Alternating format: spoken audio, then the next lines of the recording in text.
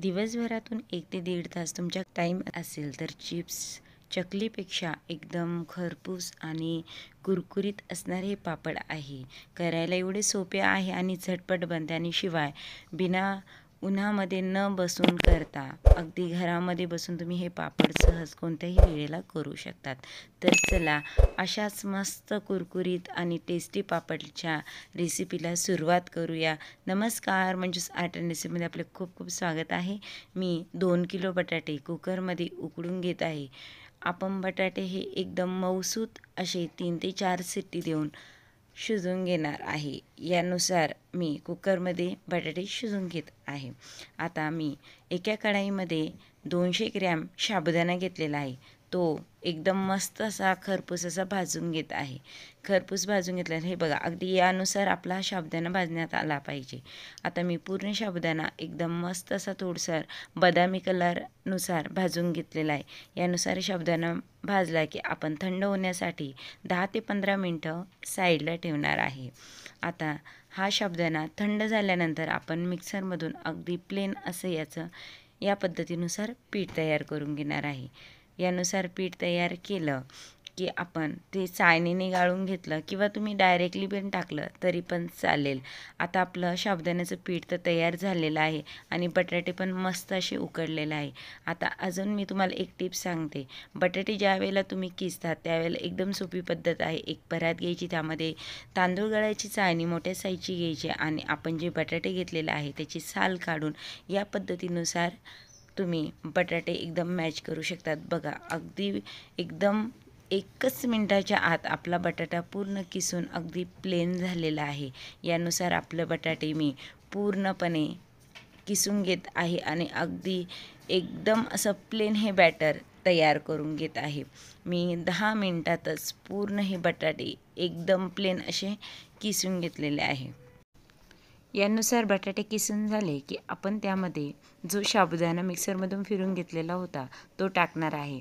आवडीनुसार आपण लाल तिखट त्यामध्ये टाकणार आहे. तुम्ही तुमच्या आवडीने कमी जादा टाकू शकतात.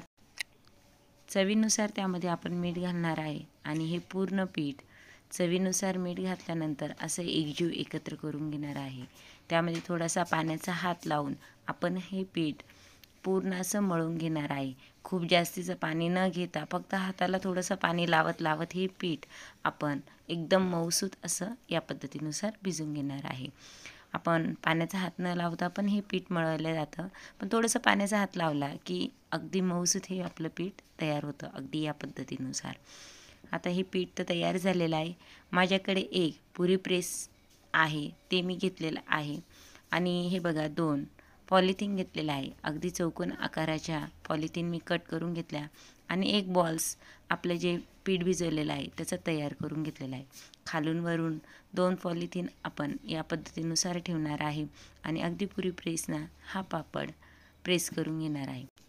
हा पापड अगदी 1 मिनिटाच्या आत तयार होतो आणि खूप झटपट हे पापड बनतात आणि शिवाय खूप कमी वेळात आणि खूप टेस्टी असे हे पापड असतात. आता मी घरामध्येच एक मोठ्या साईजचे एक जे पानकापड असतात ते टाकलेलं आहे, ज्यावरती आपण पापड नेहमी टाकतो.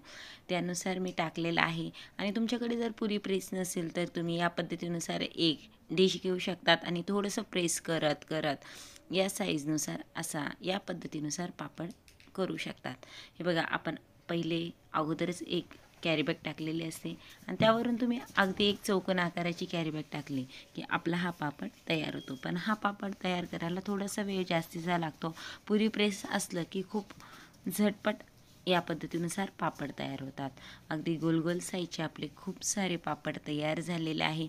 मी हे पापड 1 तासामध्ये पूर्ण पापड तयार करून घेतलेलं आहे.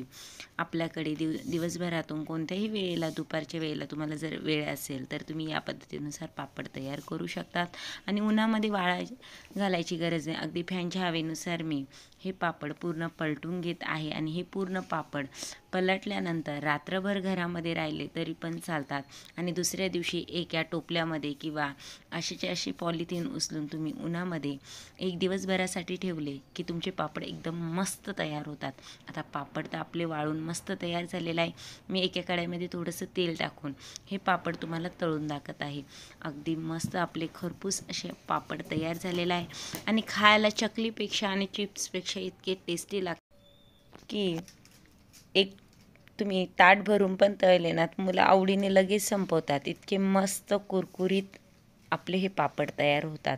तुम्ही आवाजानुसार बघू शकतात की किती मस्त आपले पापड तयार झालेले आहे. आता अशीच रेसिपी तुम्हाला करायची असेल तर पूर्ण व्हिडिओ नक्की बघा आणि माझ्या चॅनलवर नवीन असाल तर लाईक आणि सबस्क्राईब नक्की करा. आणि खूप कमी वेळेत ज्या वेळेला तुम्हाला वेळ असेल त्या वेळेला तुम्ही हे पापड सहज करू शकता. थँक्यू.